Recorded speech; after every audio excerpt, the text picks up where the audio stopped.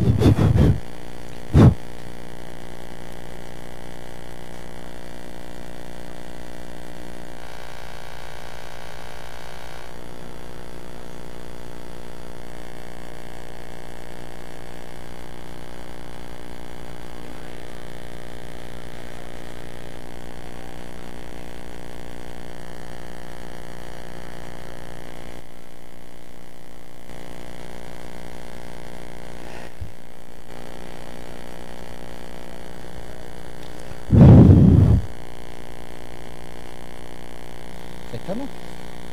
Ahora me siento yo contigo, ¿vale? Para no dejarte solo. Venga.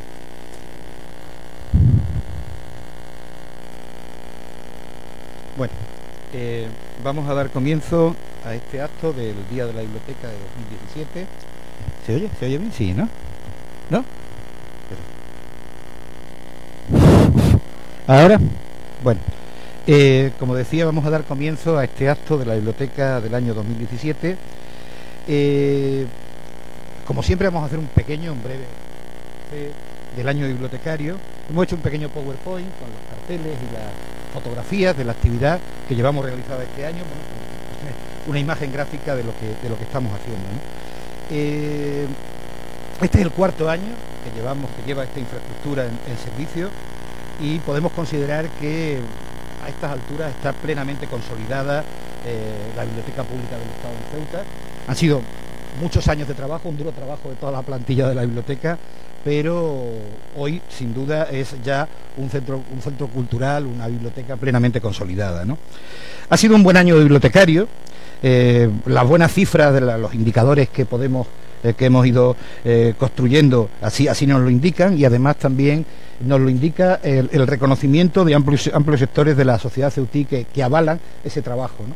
La biblioteca hoy tenemos la percepción de que tenemos una buena sintonía con muchos sectores y organizaciones sociales de la vida ceutí, y eso pues también es un indicador del trabajo que se está haciendo, ¿no? Por poneros algunos ejemplos de la actividad bibliotecaria convencional de este año, por ejemplo, pues se han hecho cerca de 1.500 nuevos carnés, una cifra que no está nada mal comparado con años anteriores, antes de tener esta infraestructura. No nos podemos comparar con 2014. 2014 fue un año excepcional, el año de apertura de esta nueva infraestructura en todos los sentidos. Es casi imposible volver a alcanzar las cifras de 2014. Por daros un dato, en Carnet se hicieron 4.000 y pico en 2014, ¿no? Eso es prácticamente imposible en Ceuta, pero un ritmo de unos 2.000 que estamos haciendo ahora todos los años es un buen ritmo, y este año llevamos ese ritmo más o menos, ¿no? Sobre todo hemos crecido en número de personas que tienen un carnet de la Biblioteca Pública del Estado en Ceuta. Son ya, en este momento tienen un carnet en pleno vigor, en activo, 10.869 personas a fecha de ayer, ¿no? Lo cual es una parte muy importante de la ciudad. Son casi el 13% de los habitantes tienen un carnet en activo de la Biblioteca Pública del Estado, ¿no? Es la cifra más grande de nuestra historia, por lo cual es un muy buen indicador.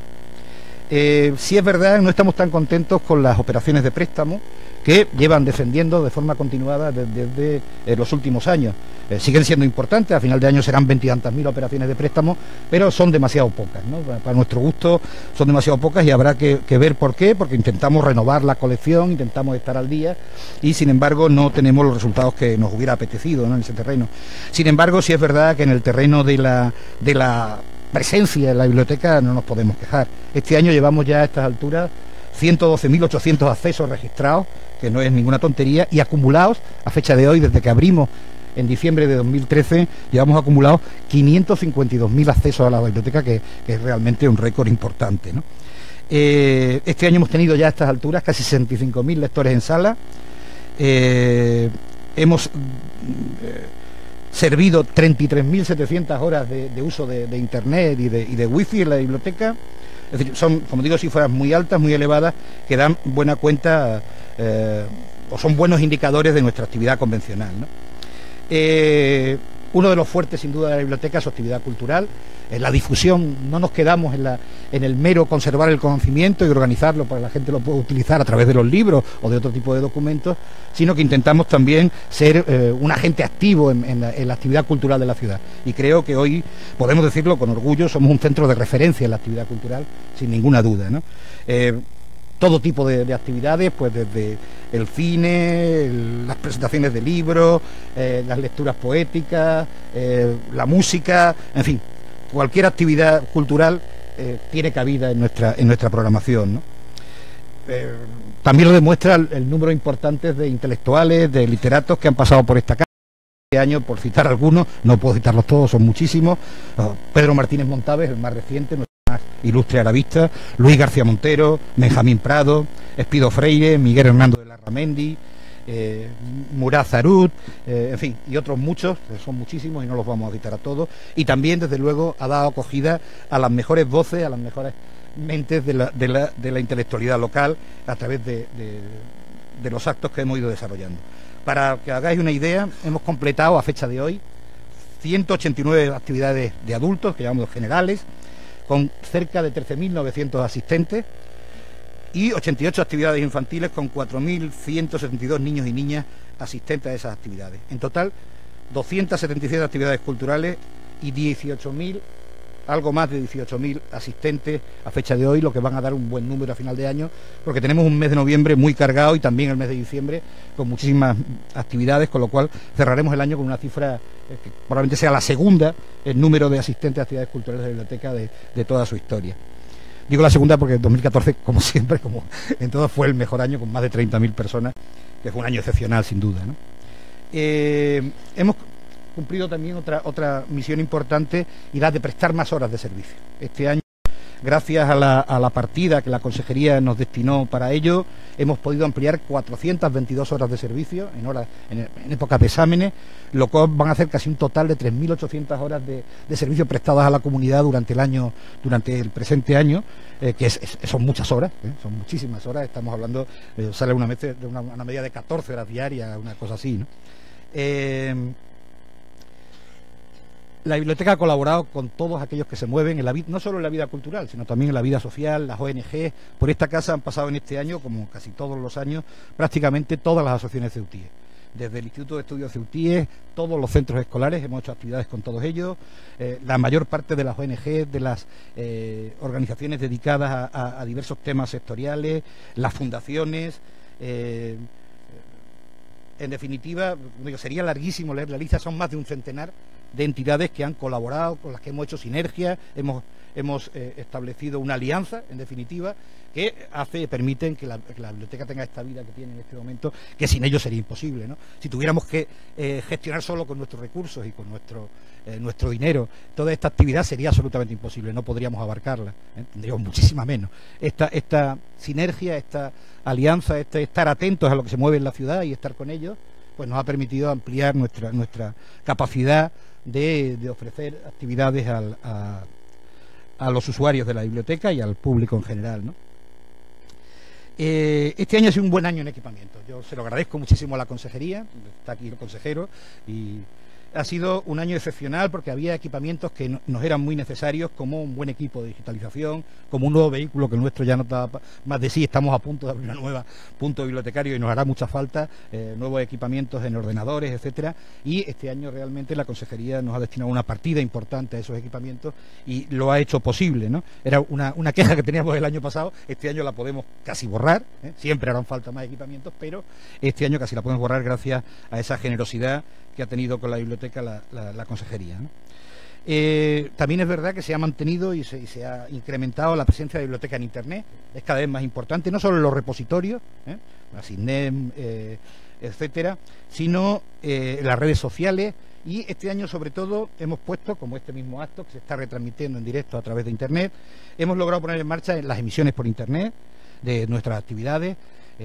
Recientemente, desde hace unos meses la hemos puesto en marcha, y los 20 vídeos que tenemos ya subidos a la red han proporcionado hasta ahora 7.123 visitas, lo cual es una nueva fuente de actividad, ¿no? No solo la presencial, la gente que puede estar aquí en los actos, sino aquella que pueda seguirlo en directo por Internet y lo puede ver más tarde cuando quiera en nuestro canal de YouTube, en nuestra página de Facebook. Y por lo tanto, como digo, también la modernización, el avance en las redes sociales es muy importante, porque la biblioteca tiene vocación no solo de encerrarse en sus paredes, sino de estar lo más abierta posible, el mayor tiempo posible, y abarcar al mayor número posible de personas y de usuarios, ¿no? Sean de Ceuta o no lo sean, ¿no? Quizá nuestro principal fracaso, lo sigue siendo y no terminamos de entenderlo muy bien, pero en parte de culpa será nuestra, evidentemente, lo es eBiblio, que es una gran plataforma de lectura online. Sin embargo, no tiene la demanda que nosotros, la esperanza que hemos puesto en esa plataforma.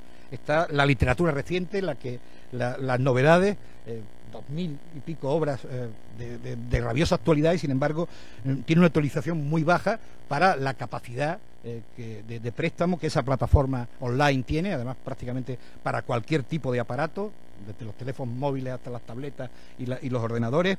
Y no sé si es un problema de difusión. Lo intentaremos seguir haciendo que Biblio se convierta en algo demandado. Desde luego esa es una asignatura pendiente, y por lo tanto en nuestro debe está esa asignatura de no haber sido capaces de dar amplitud a Biblio, ¿no? Bueno, también tenemos nuevos proyectos que no dependen de nosotros, como sería abrir la nueva sucursal. Digo, no dependen de nosotros hasta que las obras sean entregadas, están en obras. Hemos muy avanzado ya la obra de la sucursal de la biblioteca en la antigua UNED, que esperamos que dentro del curso que viene pudiera ponerse en marcha, y estamos trabajando para ello. Su colección está preparada, la parte bibliotecaria está preparada, nos falta que nos entreguen el edificio y poder ponerlo en marcha. Es muy necesario esta infraestructura, aunque parezca mentira. Alguien dijo, poco antes de inaugurar, un político local dijo que era tan grande que jamás la llenaríamos. Pues siento tener que desmentirlo. Todas las tardes la llenamos y tenemos que dejar mucha gente en la puerta, hoy mismo hemos tenido que dejar mucha gente en la puerta, ayer y antes de ayer, ¿no? Por lo tanto, es necesario cuanto antes poner nuestra sucursal en marcha, de manera que seamos más capaces de dar más puestos de lectura a las personas que lo demandan, ¿no? Sí me gustaría, ya que está aquí el consejero, tenemos una asignatura pendiente en el conjunto de la red bibliotecaria Ceutí, y es Bibliocual, que es hoy un proyecto que está dando resultados en el Príncipe, en el edificio cultural del Príncipe. Hemos formado a sus bibliotecarios, pero depende básicamente de una aportación europea, de una ayuda europea, y creemos que tarde o temprano esa infraestructura deberá integrarse en la red de bibliotecas de la ciudad.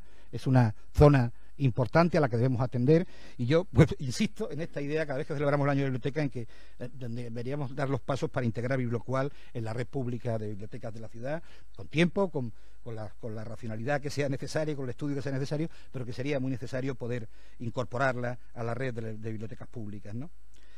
Y creemos que todo esto se ha realizado con una razonable gestión económica, con racionalidad, con medios no especialmente elevados, y creo que eso tiene un importante mérito, no solo de la dirección de la casa, sino de toda la plantilla de esta casa, que nos permite con su esfuerzo suplir lo que no podemos hacer por otros medios, ¿no? Y eso es importante decirlo, ¿no? Lo hacemos además con unos costes bastante moderados, ¿no? De todas maneras, sería necesario, vengo insistiendo año tras año, incrementar las partidas de gasto de funcionamiento, especialmente la adquisición de fondos. Últimamente tenemos ciertas dificultades para poder estar al día, y eso no es bueno porque la biblioteca se va quedando anticuada, evidentemente, y creo que la ciudad debería hacer un pequeño mayor esfuerzo en esta faceta, ¿no? Por supuesto que han existido errores, problemas, insuficiencias, muchas, tenemos muchos defectos y muchos problemas, pero quizá la más grande sea, y hace poco hablé con el consejero de este tema, la de estabilizar la estructura profesional de esta casa. Es absolutamente necesario que en el próximo presupuesto, de forma inmediata, se pueda estabilizar esa estructura laboral de una forma definitiva. Primero, porque es de justicia, y creo que las personas que trabajan en la institución lo merecen, y segundo, porque ya van pasando los años y desde luego pues la gente termina agotando su paciencia, ¿no? Y a mí me gustaría que esto pudiera solventarse de forma próxima para poder funcionar mejor, en definitiva. Como decimos, otro de los problemas, he dicho, es esa insuficiencia que tenemos en un pico horario muy determinado, el que va desde las 5 de la tarde hasta las 7, donde últimamente no damos abasto, no tenemos suficientes, y eso que hay 500 puestos de lectura, no estamos hablando de una biblioteca pequeña, son 7 plantas de servicio a los usuarios, pero sin embargo tenemos tensiones porque no da de sí la infraestructura todo lo que quisiéramos, y es necesario, bueno, pues incorporar nuevos puestos de lectura, ¿no? En esta o en la sucursal que abramos. Como siempre, el mantenimiento ha sido un quebradero de cabeza, es muy difícil mantener este edificio, no tenemos demasiado dinero, y sobre todo no tenemos personal especializado en mantenimiento. Esa es otra de las eternas reivindicaciones de esta casa desde que abrimos, alguien de mantenimiento que pudiera ayudarnos en esa tarea tan compleja que tenemos que hacerlo a los bibliotecarios sin tener especial preparación y especial vocación por ello, ¿no? De todas maneras, lo intentamos hacer lo mejor que sabemos.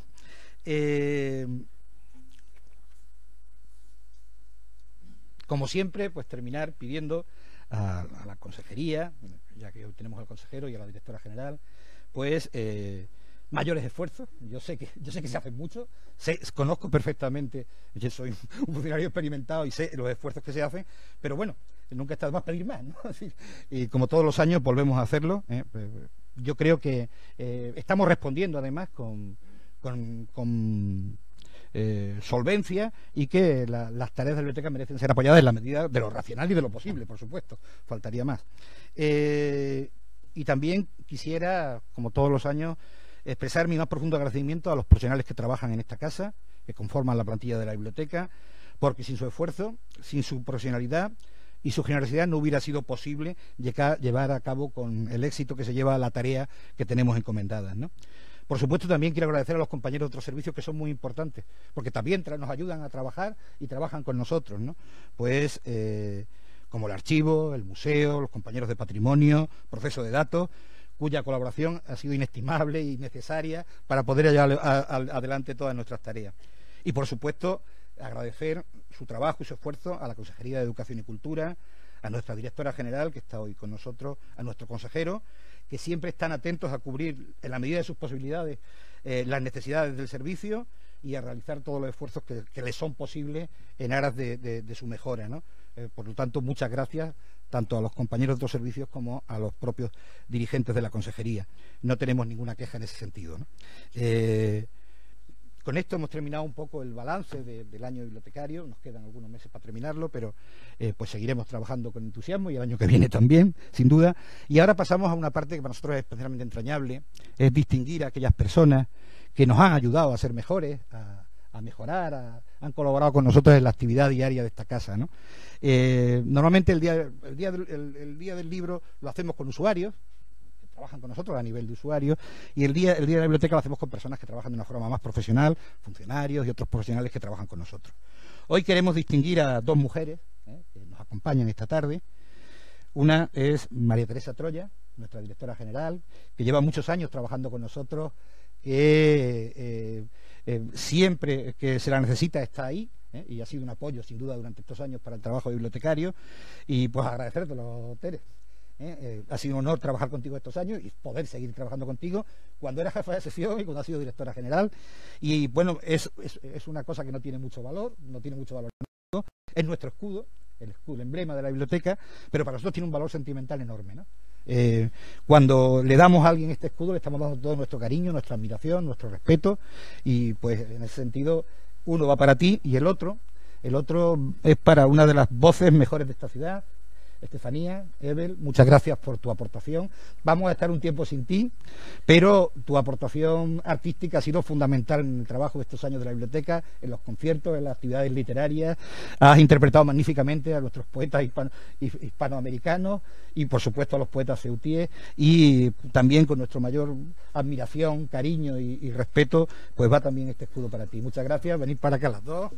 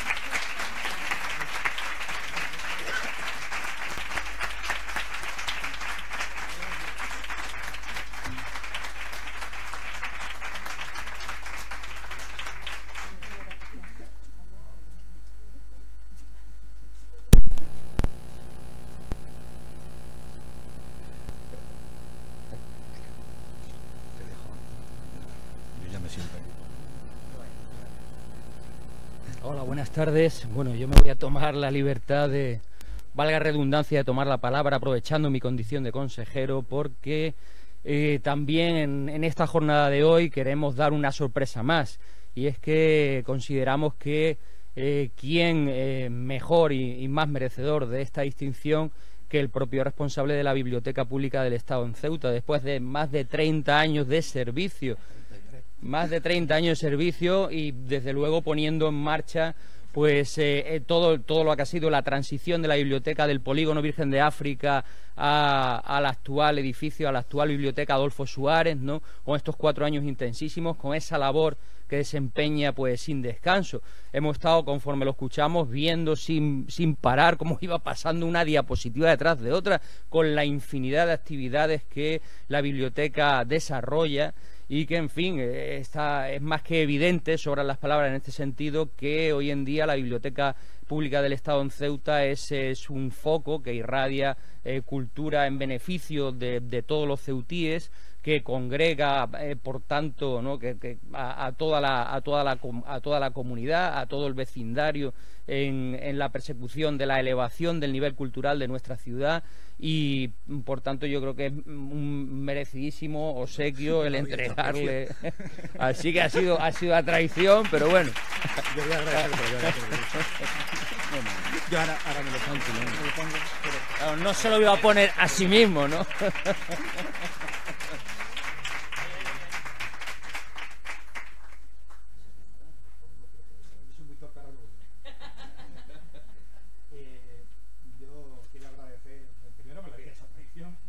Yo pienso que las personas que dijimos las cosas, durábamos de tiempo habría, pero bueno, yo lo agradezco muchísimo. Son casi 33 años dirigiendo la Biblioteca Pública del Estado, y para mí no hay medalla más grande en el mundo que el escudo de esta biblioteca. Yo lo agradezco, me ha emocionado mucho preparando para los lágrimas.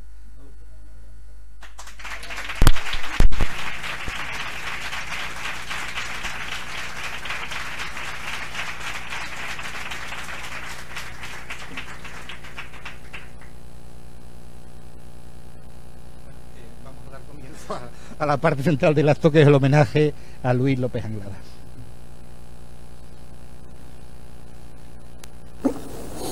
es la que yo recuerdo en este soneto, dedicado al recuerdo de mi padre.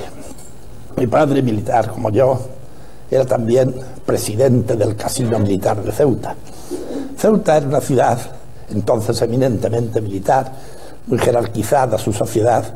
Como entonces era época de guerra, no de la guerra civil, sino la guerra anterior, la guerra que se tenía constantemente contra Marruecos, era una ciudad que al caer la noche sonaba un cañón, se cerraban las puertas y la ciudad quedaba aislada. El soneto se titula Mi padre en el casino. Del tamaño de Dios era su pecho y al nivel del más alto su figura. ¿Sabéis del roble? Así su arboladura, y un hombre nada más, hecho y derecho. Qué pequeño es el mundo, qué alto el techo de mi casa de Ceuta en su estatura, qué gozo de gaviotas en la altura que él miraba por hombre del estrecho. Cuando llegaba a casa parecía que el ruido de su llave nos abría la puerta más segura del destino. Y cuando al fin la tarde se doraba y en las manos de Dios Ceuta quedaba, él iba a su tertulia del casino.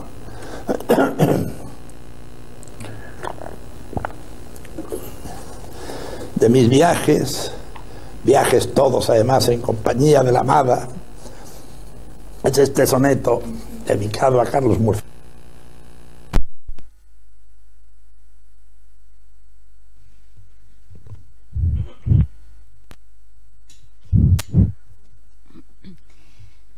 Yo hablo ya, ¿no, José? Sí. ¿Se oye? Ah, gracias. Con la emoción ya se me ha ido el santo al cielo. Bueno, sabéis que el acto principal de hoy del Día de la Biblioteca era este homenaje a Luis López Anglada. Se cumplen este año 10 años de la muerte de Luis.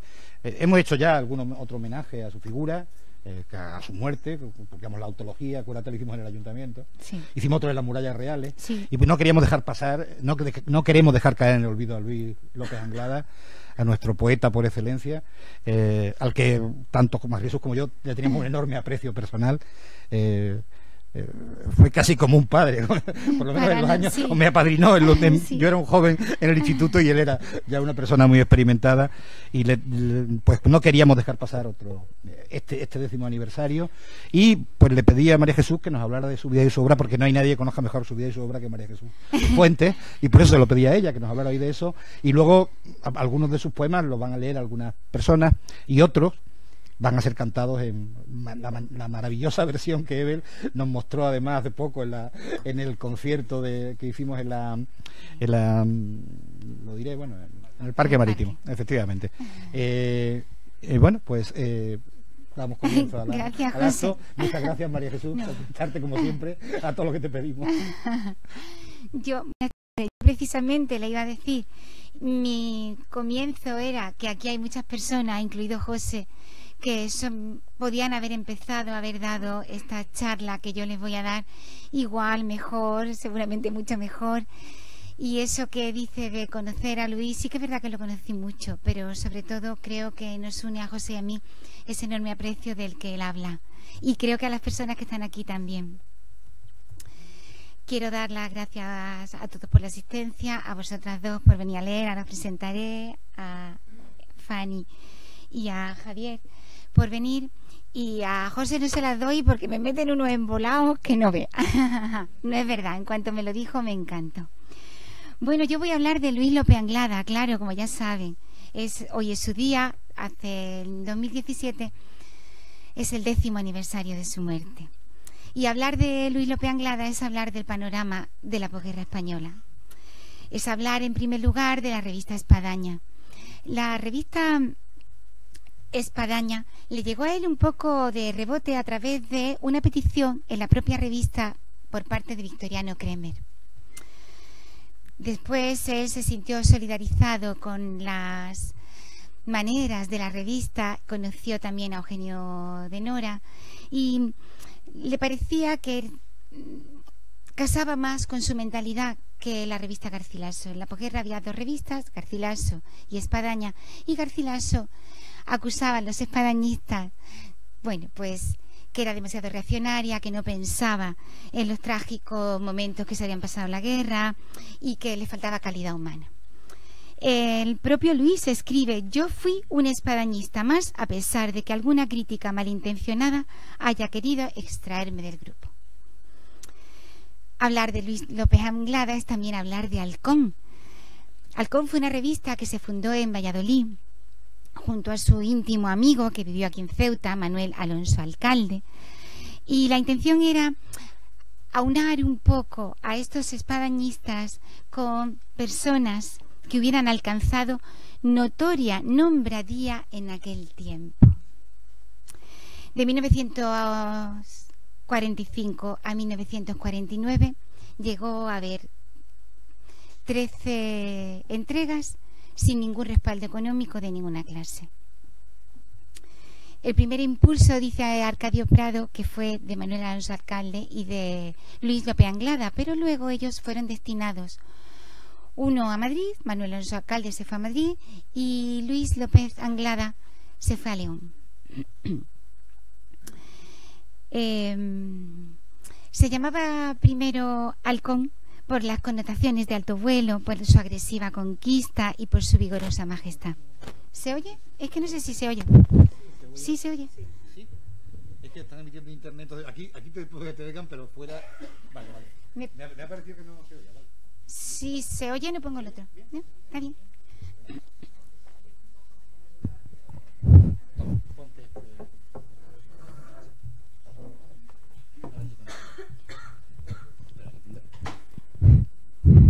¿Mejor? Sí, mejor ahora, ¿no? Vale. Bueno, digo que primero el nombre de Halcón de la revista llevaba la figura del halcón más grande por sus connotaciones de alto vuelo, de agresiva conquista y de vigorosa majestad. Luego el halcón inicial de la portada fue sustituido por un egipcio un poquito más pequeño, gracias a la sugerencia de Rosario Fuentes, la mujer de Fernando González, no tiene nada que ver conmigo. Luego, a partir del número 6 del IBES, empieza a aparecer también en la revista, sobre todo porque tenía el carnet de periodista y hacía falta para las administraciones. La circunstancia de que Luis fuera a León y de que entrara en Espadaña favoreció que la revista empezara a recibir a Rafael Morales, a José María Valverde, a García Nieto, a Montesinos, a Vicente Gaos, a José Hierro.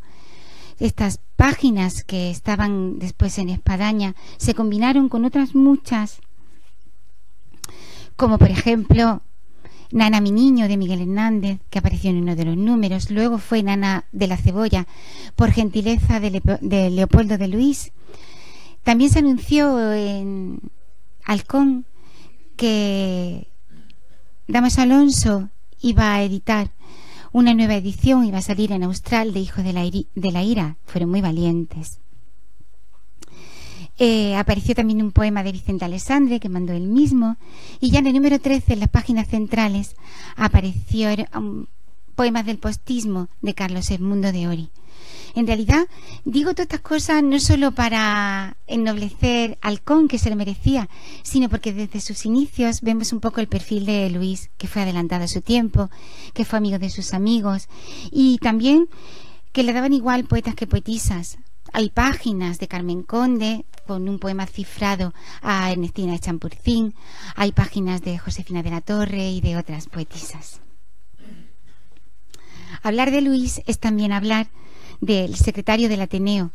Durante 3 años, del 69 al 72. Por el Ateneo pasaron las plumas más diversas, las más grandes de las letras españolas de la época, como quizá debería haber sido siempre, porque España siempre ha sido también un país un poco de letras, creo yo. Hablar de Luis es hablar de una persona excepcional, que cultivó la poesía incansablemente, descifrando sus enigmas y desentrañando las claves del verso, medido hasta romperlo y luego reanudarlo, siempre con éxito, siempre con acierto. Hablar de Luis es hablar de un hombre a quienes sus coetáneos admiraron, a quienes sus conocidos veneraban y a quienes sus amigos no olvidan. Cuando ya mayor, algo torpe de piernas, pero aún imponente y dispuesto, llegaba a cualquier lugar emblemático de Madrid, las personas casi se inclinaban para acogerlo, para recibirlo, para saludarlo. Le estrechaban la mano, le estrechaban los ojos y lo reconocían maestro. Orgulloso, orgullosísimo de haber nacido en Ceuta, que es lo que conmemoramos también un poco hoy, su nacimiento un 13 de septiembre de 1919, se complacía a menudo en rememorar su feliz infancia hasta los 9 años. A los 9 años, su padre, militar, hijo y nieto de militares, fue destinado a Zamora. Enrique. Se fueron los dos, fueron todos, con Isabel, su madre, también hija y nieta de militares. Pero él siempre regresaba. Regresaba solo o con su familia, con María Auxiliadora Guerra Bozmeriano. Todavía hoy algunos de sus hijos rememoran aquellos tiempos de vacaciones, de estancias construidas a base de permisos.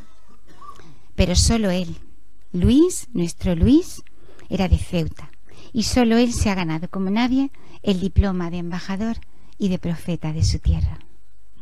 Recibió el ceitil de oro del Instituto de Estudios Ceutíes en el 1974, el escudo de oro del Ayuntamiento en 1989 y fue medalla de plata en la ciudad.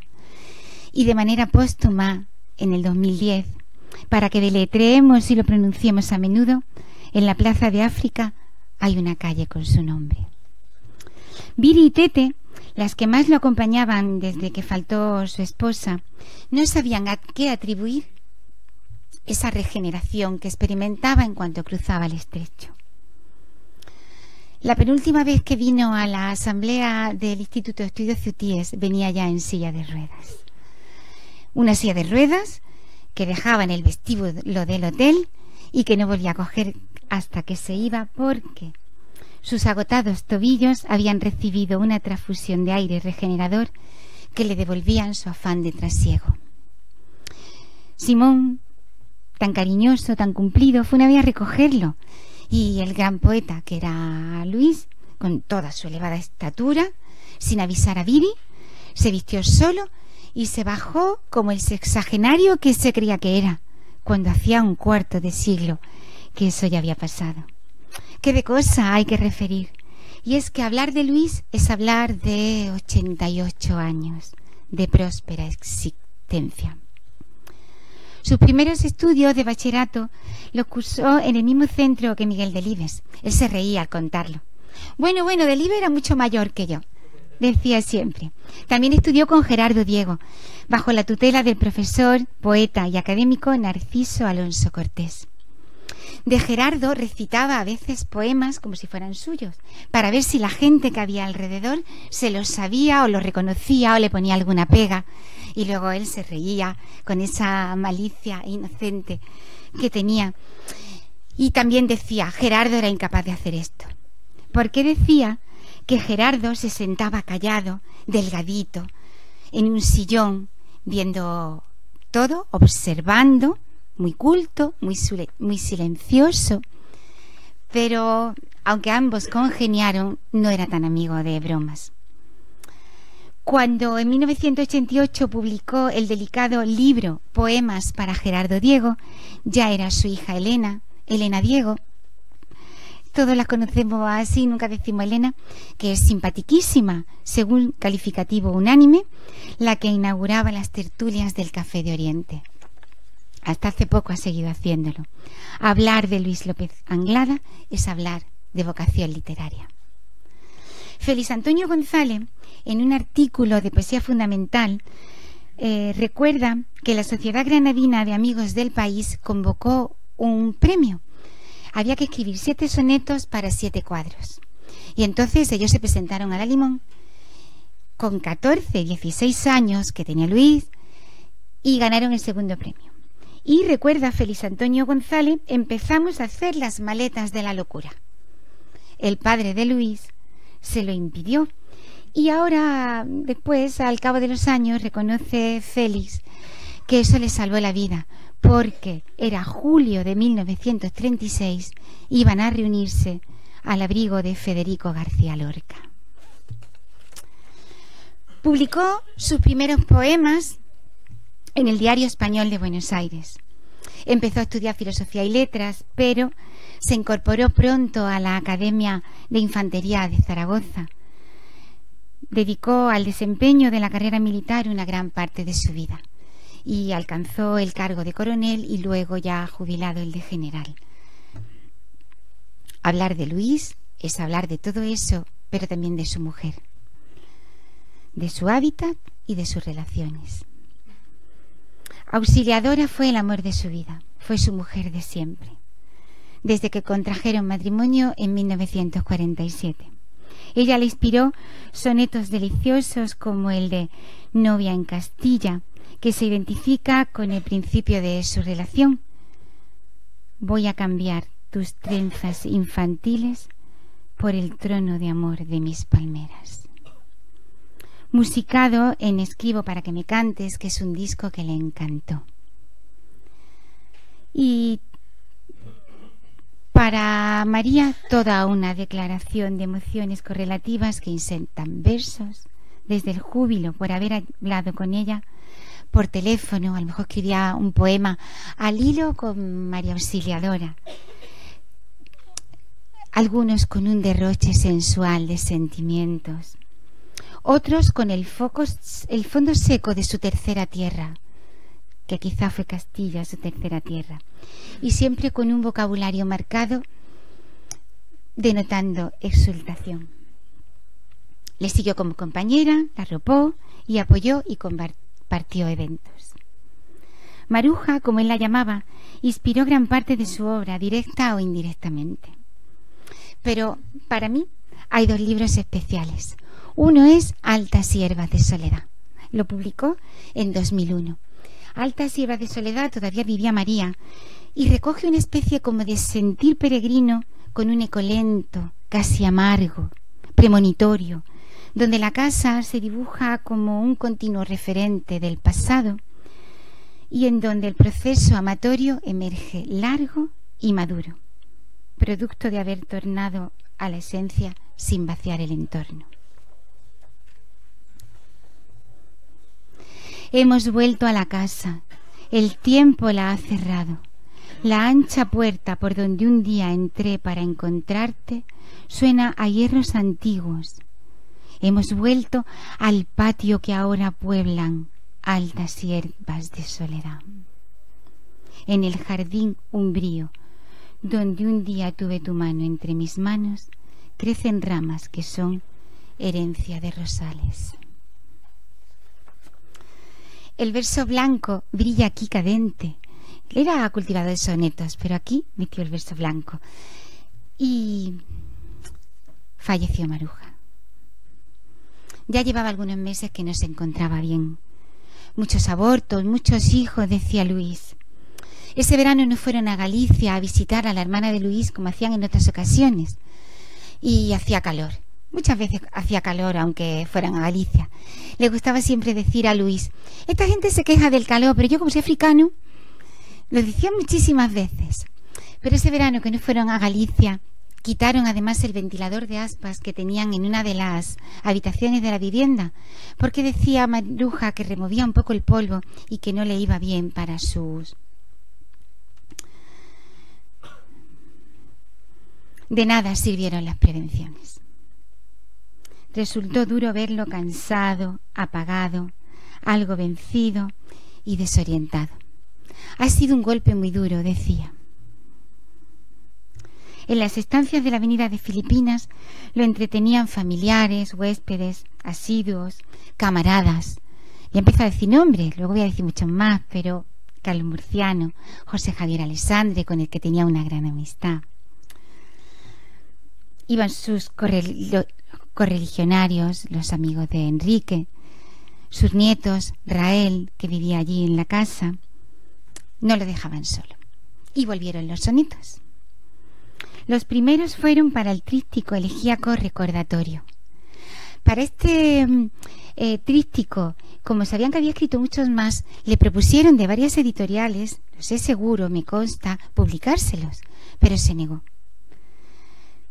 Brotaban esos poemas sangrantes de lo más hondo de su ser, y delataban un gran sufrimiento.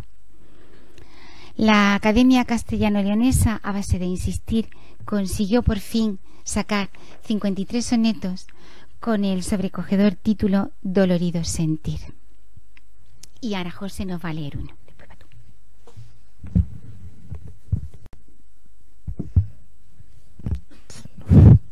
Este es uno de mis poemas favoritos de Luis. Es un poema que está dedicado a Maruja, precisamente, una vez tras su muerte. Y dice así: hay una tumba en Fontiveros, una cuna de tierra destinada al sueño de quien mi corazón tuvo por dueño cuando el cielo envidiaba mi fortuna. Ninguna sombra me advirtió, ninguna voz me vino a avisar de lo pequeño que era aquel territorio del ensueño, cuando no amenazaba nube alguna. Ahora al amor le quedaba por medida una breve extensión sin luz ni vida, de quien envidia fue de los luceros. Y en tan mínimo espacio nadie sabe cuánto recuerdo y cuánta vida cabe en una tumba abierta en Fontiveros.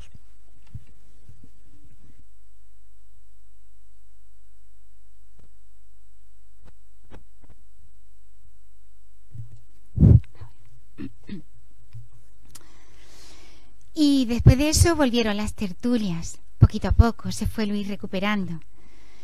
Él decía: yo siempre que he llegado a un sitio he puesto una tertulia. Si no vienen al principio los poetas, luego ya vendrán.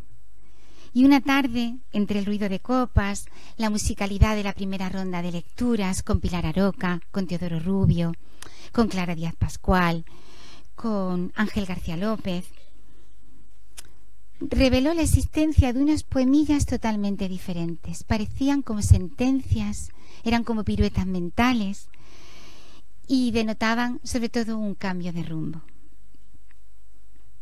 Un poco quizá a la manera machadiana. Franca, Paquita, que estaba también allí, le dijo: ¿y esos poemas se los escribías a Maruja? Estos poemas vieron luego la luz en 2004 con un formato precioso, una portada, por ahí tiene que salir en algunas de los PowerPoint estos que hemos preparado, una portada turquesa preciosa, y le dio el título de Lo que piensan los pájaros. A mí me lo explicó, pero para imitarlo, lleva la introducción de: con el ala a los cristales, a tus cristales jugando llamarán. Las huellas de sus labios quedaron en el vaso. Era como si el vino se hubiera convertido al borde del cristal en una rosa.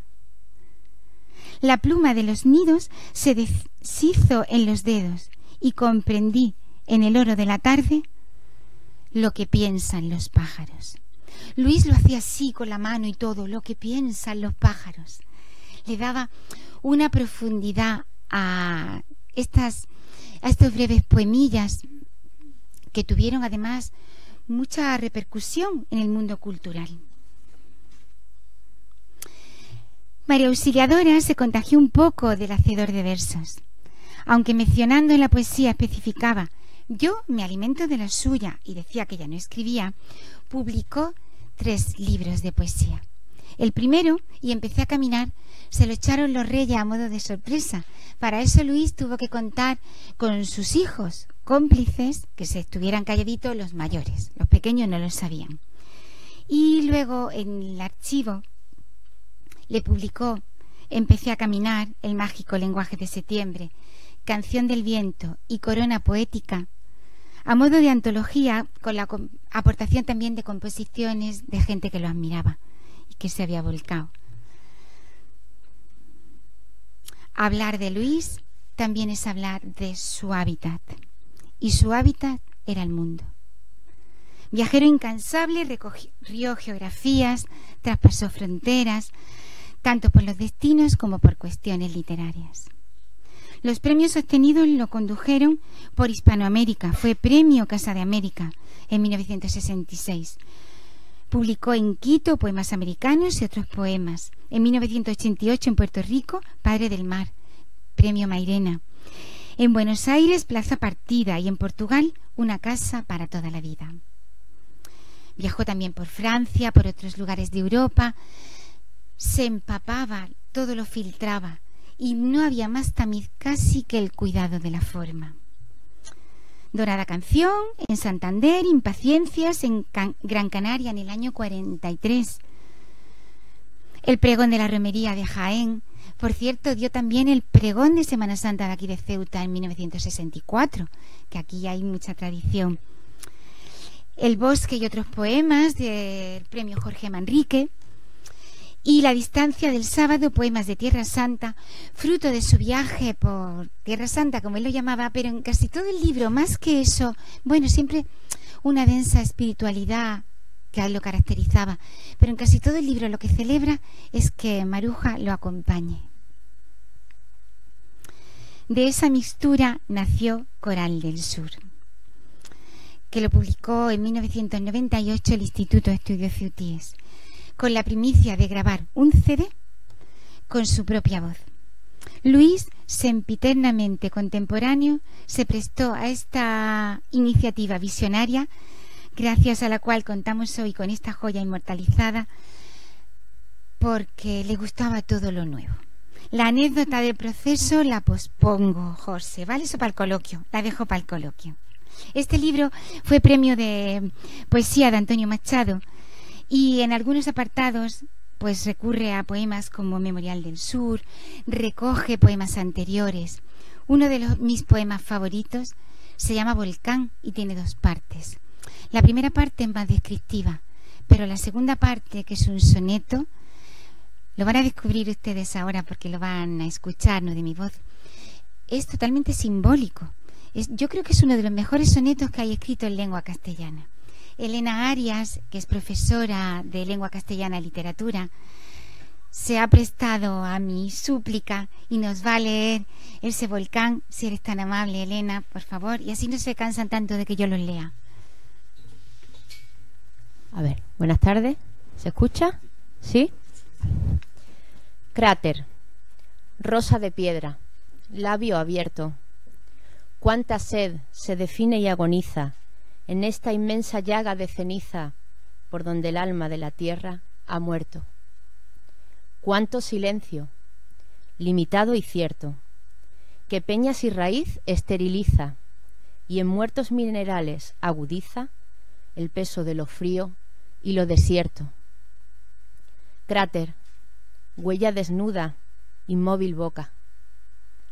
Ya ves lo que es la sed, un frío beso, unas veces de amor, otras de roca, y un corazón encarcelado y preso, que en tus entrañas al dolor convoca y al que el silencio oprime con su peso.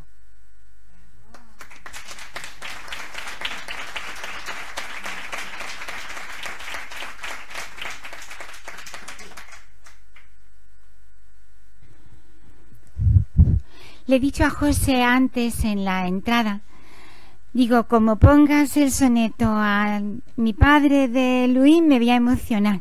Dice, pues ya está preparado. De hecho, me he emocionado al principio, pero ahora con el del volcán me ha pasado algo parecido. Este poema es redondo. En realidad, Luis dominaba el soneto. Tiene muchos poemas redondos. Coral del Sur reúne un poco todo eso. Y también en Coral del Sur exhibe un poco ese cobre de su sensibilidad que normalmente permanece cerrado. Ese libro tiene magia y una cordura salvada por el recorrido visual y una luz cuyos destellos crean espejismos, a veces en la arena de ese desierto que tanto habla y otras veces en el agua. Y siempre es especial por la reciprocidad también autor-lector. Parece que quien lo lee se sabe de esta tierra y así lo siente. Dentro de ese hábitat errante se escora un campo temático hacia el mar. Ahí recrea paisajes de salada espuma. Hablar de Luis es hablar del mar. Y el mar se comprende con el litoral ceutí la mayoría de las veces. En 1964 ganó el premio Ciudad de Ceuta, El Brazo del Mar, un libro finito, muy peculiar, que integra el conocidísimo poema Ceuta, ese, que nadie declama como él. Lo tiene en el fondo de la sala, es un regalo de la biblioteca, quien quiera es una joya, editado por el Instituto de Ciudadanía hace 47 años.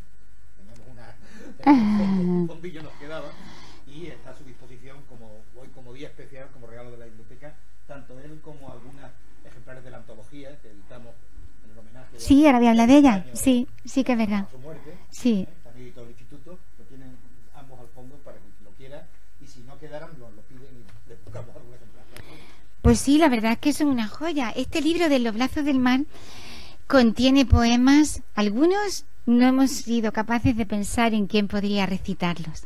Menos mal que tenemos a Fanny, tenemos a Evel y ahora a su conjunto con Javier Blanes, y nos lo van a cantar musicado.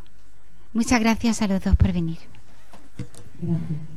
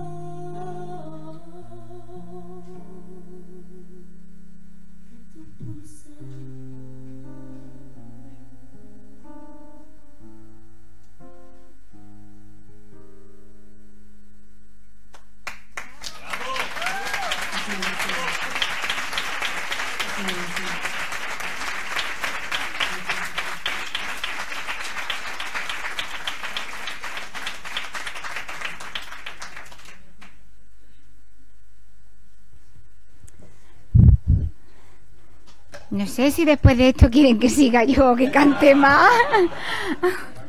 Bueno, ahora va a cantarnos más, ¿vale? Nos tiene todavía un par de sorpresas reservadas. También dice Luis en ese libro de Ceuta, nadie la declama como él, pero él dice que Ceuta es una niña dormida que tuviera la espuma de las olas por almohada. Las cosas tan bonitas que le escribió a Ceuta. De Carmen Rojas habla del son de las pulseras, que acaba de musicar Evel, que acaban de cantar. Y bueno, también habla de el hacho, de la Virgen de África, de todo el entorno del litoral. Hablar de Luis es hablar de su hábitat y es hablar de que es un ciudadano del mundo. Fue marinero, explorador, era una persona abierta, tolerante, que cambiaba impresiones con cualquiera sobre política, con todos sus hijos, que no tenían la mayoría a lo mejor las mismas ideas. Él los llamaba a veces díscolos. A ellos, amplio de miras, sabedor de que la variedad de ideologías o de puntos de vista es riqueza, dedica en Territorio del Sueño, que fue 15º Premio de Poesía Mística Fernando Rielo, esta cita: a mis hijos 10 razones para la esperanza. Tuvo 10 hijos. Eso. Hablar de Luis es hablar de un... Sí, además lo tuvo de todo tipo. Enrique, que fue medio político, Luis era el mayor, María del Camino, la alfarera Paloma, de la que ahora les hablaré o mencionaré, Viri, Ana María, la más pequeñita, Tete, bueno, tuvo para los gustos. Meli, a Meli no le gustaba vivir en Madrid, era la única de los hijos, otros vivían también fuera, en Granada, pero Meli vivía en las afueras, iba a ver a su padre casi todos los días cuando ya faltó Maruja. Prefería eso, vivir en Madrid, decía que Madrid era muy ruidosa para ella. Bueno, hablar de Luis es hablar de un aficionado a los toros, eso no me lo puedo saltar. Digno del tendido 7. Sostenía jocoso en una reunión, decía: es que los madrileños vamos a los toros a sacar el pañuelo verde, a sufrir, y los andaluces, hacía así, los andaluces, los del sur, vais a los toros, como si fuéramos todos a los toros, decía, vais a los toros a sacar el pañuelo blanco, a llevar claveles, a ir vestidos con la mantilla blanca. Decía, eso no son toros, decía, eso no son toros, a los toros se va a sufrir. Bueno, la verdad es que era un gran entendido de toros. Escribió Semidioses e Inmortales en el 2006 y lo dedicó a lidiadores de los siglos XVII y XVIII, porque los toreros estuvieron prohibidos un tiempo y entonces los llamaron los semidioses hasta que luego pudieron volver a torear. Y luego una parte del libro va dedicada a Belmonte y a Joselito en palabras de Luis, cuyo arte y valor les acerca a la categoría de inmortales. Hablar de Luis es hablar de un hábitat que a veces disponía él mismo. En cualquier sitio creaba un clima cálido. En cualquier sitio modelaba escenarios de proximidad, de cercanía. En cualquier lugar sacaba el vino. Presidía el vino, los almuerzos, los recitales poéticos. En su poesía hay vino, hay copas y hay muchos brindis. De hecho, hay un libro que se llama Brindis, que está dedicado al sevillano Carmelo Guillén Acosta, que ahora es el que lleva el responsable de Adonais, de la editorial Adonais. Y se lo dedicó a sus hermanos. Tenía una hermana que se llamaba María de África y también a su mujer. Y dice, para ella el mejor vino en mi copa de medio siglo. Juegan todos estos poemas del vino, juega un poco con la cosecha, con la vendimia, con la extracción del gozo amoroso, con vasos colmando o sellando instantes. Y escribió un libro que se llamó Coral del Vino, que fue premio José Antonio Chaíta. Casi todos los libros que digo tienen premio, pero los que no digo tienen premio también. Los racimos, los viñedos, las bodegas, todo simboliza un estadio del ser sediento que reclama el fruto de una incógnita que desconoce de la dama. Lo voy a leer. Para poder saber lo que se oculta en lo que tras los labios escondías, poniendo el alma donde tú bebías, hice a la misma copa mi consulta. Tu secreto bebí, pero resulta que lo que en dulce sorbo me decías, como el que en vino el corazón sepulta, en un largo callar me lo envolvías. Fracasé en mi proyecto de adivino, pero una y otra vez me invitó el vino a indagar en la flor de tu pasado. Y cuando al fin la copa se acababa, sentí que el corazón me lo llenaba un dulcísimo olvido enamorado. Era un pilluelo. Recolecta vida mientras escancia versos. Y con su honestidad habitual escribe cartas, poemas para todos. Por voluntad, por temperamento, por locura, por sensatez, por inteligencia, por generosidad, derrochaba siempre buen humor. Cuando se refugiaba en el trabajo o cuando un verso pellizcaba su alma transparente, se le ensombrecía el rostro con la brevedad de un rayo de luna. Pero a veces mordaz, otras crítico, siempre abonaba con chanzas su discurso. Cuando se avecinaba el Día de la Hispanidad, esto lo contaba muchas veces, que es cuando los reyes reciben autoridades, a políticos, a escritores, a artistas, se mofaba a veces con cierto retintín de quienes fingían haber recibido la invitación que a él nunca le faltó. Lo de la hipocresía y el fingimiento le parecía una ridiculez. Eso no lo llevaba bien. La verdad es que hablar de Luis es hablar de un poeta de burlas. Estamos hablando de sus bromas. Pero también es hablar de un poeta de veras. Sus relaciones se cimentaban sobre la verdad.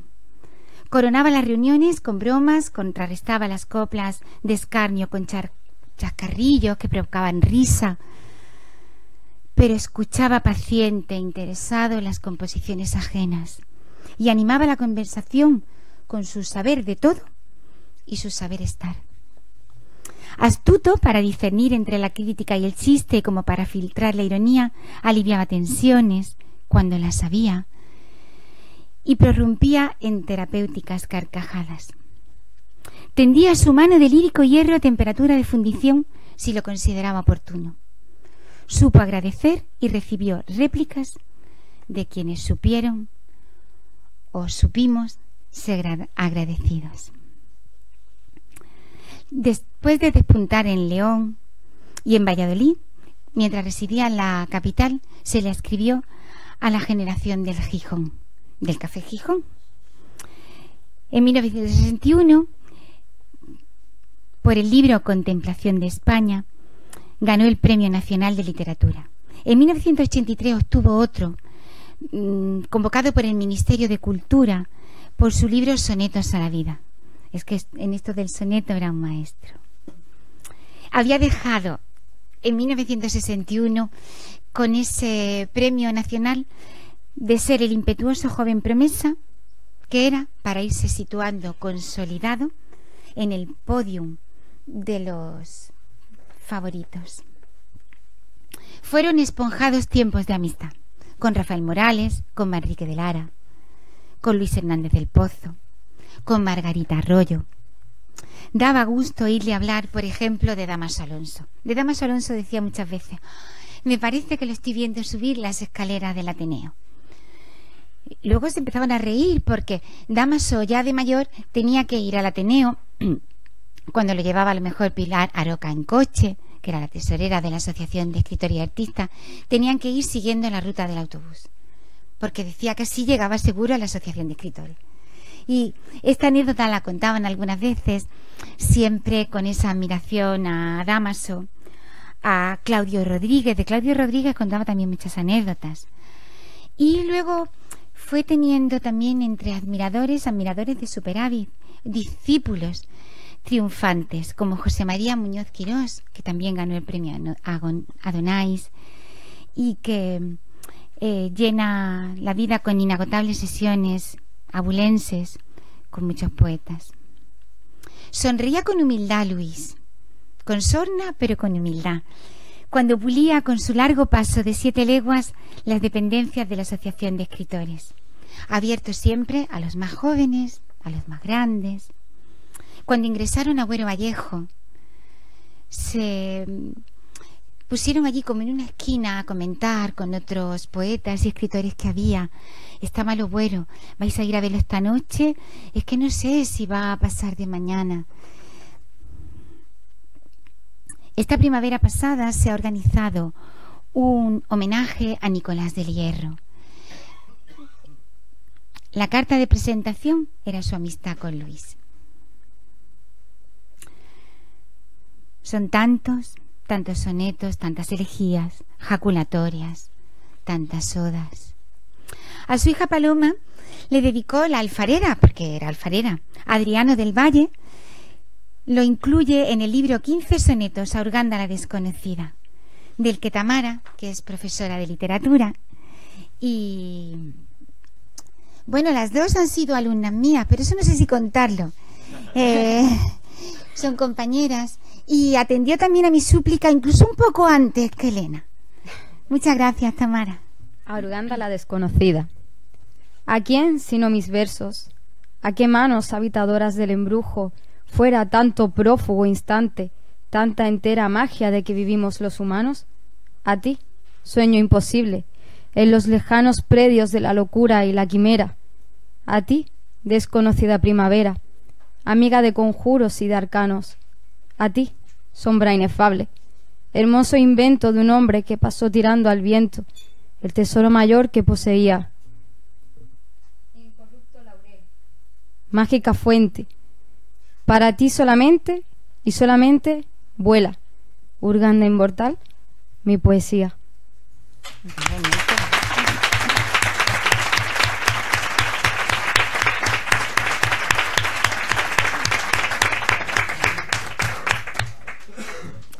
Luis explicaba por qué había llamado a este libro Urganda, la desconocida, por la sabia maga, y por un sentido de que se había también desencorsetado un poco su poesía. Le daba a él ya como más libertad. El afán de perfección marcaba unas pautas que ni los apretones de manos ni el superávit de envíos doblegaban. Él encandilaba recitando. Su energía de hombretón fuerte facilitaba el dominio del espacio, pero el carisma que tenía, ese era nacido. Conocía a los clásicos, a los renacentistas. Algunas veces cuando llegaba gente nueva a sus tertulias los examinaba un poco y les preguntaba por Lupercio de Argensola o por Fernando de Herrera para ver un poco su reacción. Era un gran admirador de Lope, de San Juan de la Cruz.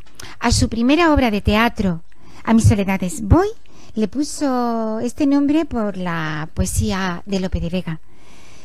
También decía él muchas veces de Lope, lo resumo un poco, decía que había que leer, leer era lucrativo intelectualmente, y decía, si leyendo, pensando, de lo pensado, lo borrado, de lo borrado, lo escrito.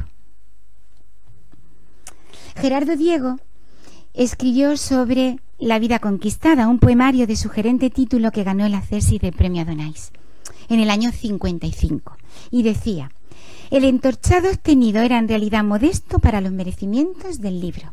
Este ya es un libro definitivo y definidor de un poeta hecho y derecho. Decía que Anglada se distingue de los jóvenes de hoy por dos cosas. Una, por su riqueza interior y tener algo que decir. Y otra, por saber por qué sendas y órbitas decirlo, con las palabras justas. También decía, estamos tan cansados de leer poesía gratuita, escrita porque sí. Yo veo muy acertado esto, porque a Luis cuando le preguntaban qué era la poesía, decía, la poesía es la búsqueda de la palabra justa. Y muchas veces era crítico, como Gerardo, con esta gente de las palabras huecas, los tenores huecos.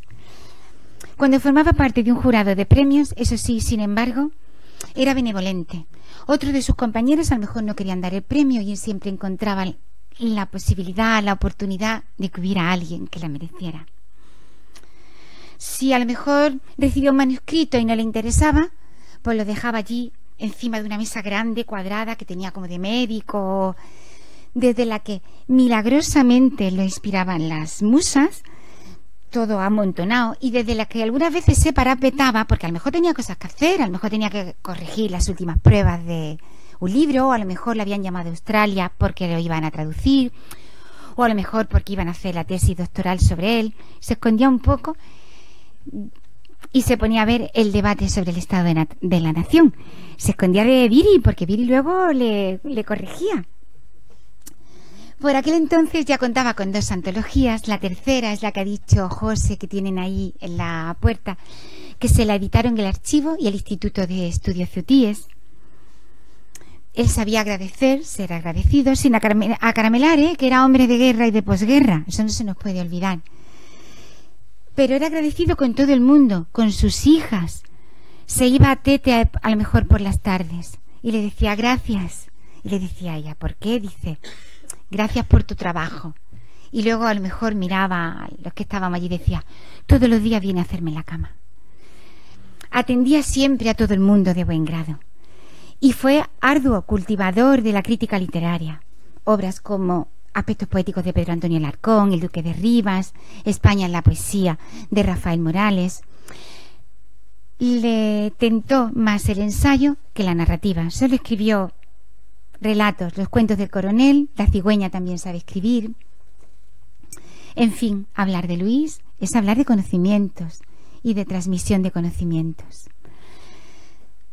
Él eligió la cítara de juglar y hacía siempre malabarismos.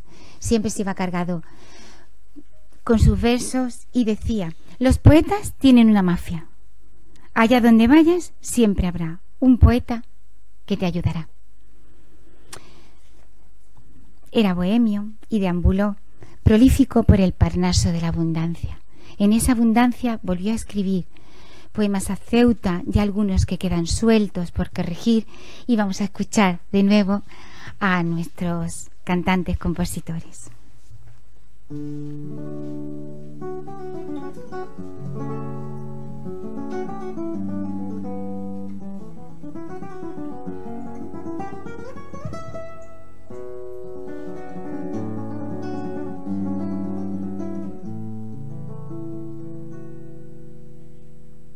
Me está esperando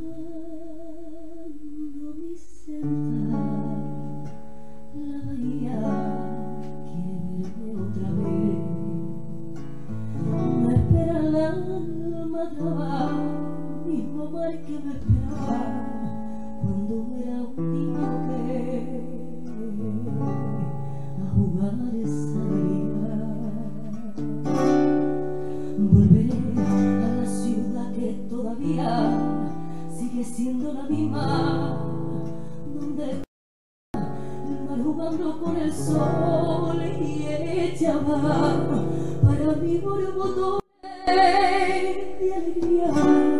Me volveré a encontrar su primavera, la playa, la muralla y la palmera, la luz de la puntilla, su altar y su cantar. ¿Qué importa si tengo el corazón cansado?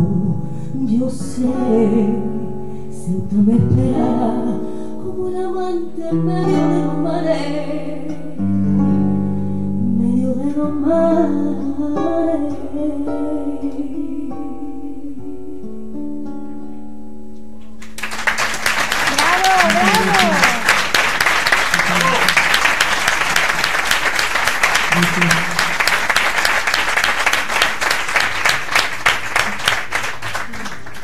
No sé cómo lo hacen, ¿eh?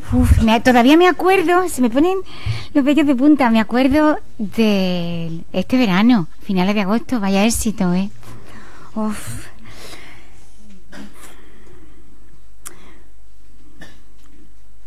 Me quedan por decir pocas cosas. Me quedan por decir que Luis ha trascendido hasta nuestros días.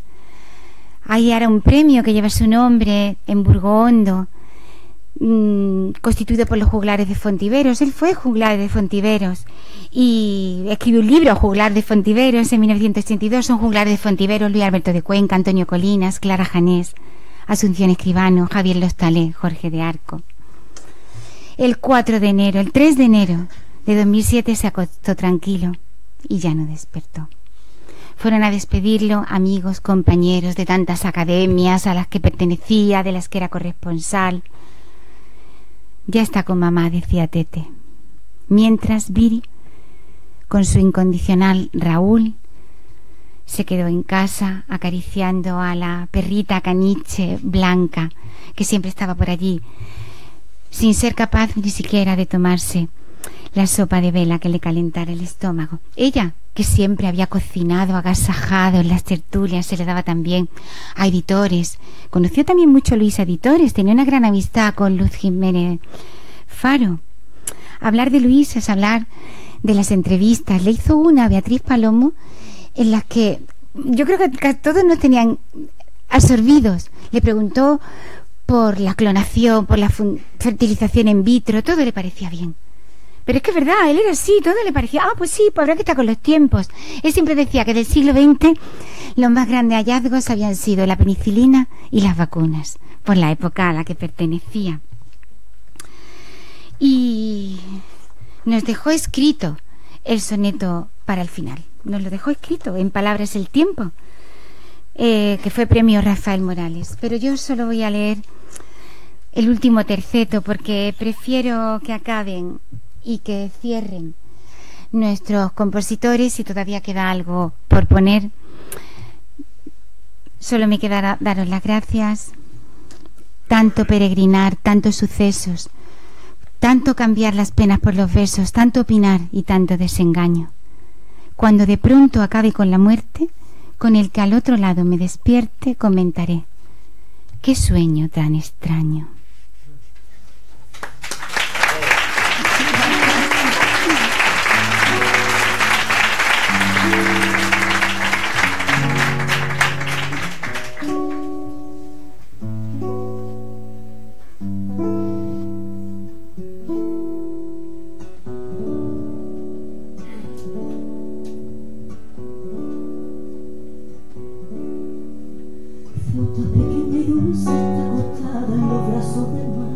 Como si fuera una niña dormida que tuviera la espuma de la ola por almohada, Ceuta canta la cristiana,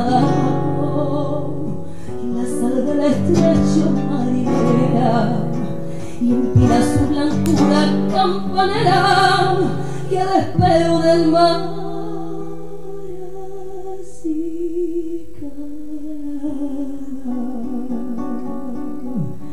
Ceuta una andaluza niña que si saltar pudiera saltar y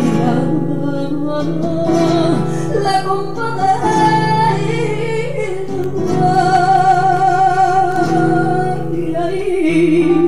entre la arena y la muralla como una niña que va a la playa y se fue a su madre de la mano y se fue.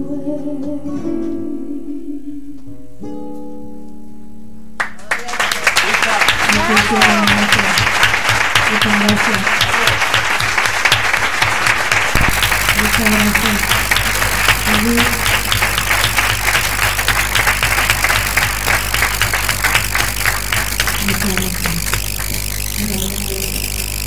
Bueno, hoy estoy especialmente emocionada porque no me esperaba esto, y en estos momentos de tránsito en mi vida me hacía mucha falta esta motivación inesperada. Muchas gracias, porque para mí soy una pequeña familia que me habéis ayudado a crecer y a poder mezclar mi formación educativa con la vocación más grande que es la música. Muchas gracias, estoy muy agradecida.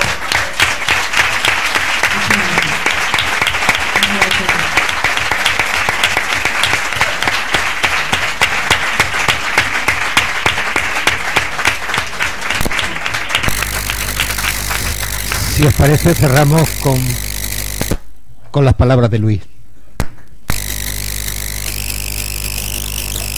En mis tiempos de niño en Ceuta es este recuerdo de aquellas guerras tan sangrientas y tan duras que aquí se vivían. A ver qué le pasa a él. Operaciones. Prometo que lo hemos ensayado varias veces. Se adivinaba en Ceuta una tristeza extraña, tío. Se escuchaba un eco de cañón. Bueno, a ver. No lo puedo meter en los... Bueno, pues... Sí, el CD está ahí, pero... No, bueno, pues ya está. Bueno, pues lo sentimos. Queríamos cerrar con un poema de Luis, pero se nos ha estropeado el aparato o alguna cosa no funciona. Les prometo que lo hemos ensayado esta mañana varias veces y funcionaba, pero... Bueno. No, déjalo. Venga. Bueno, muchas gracias.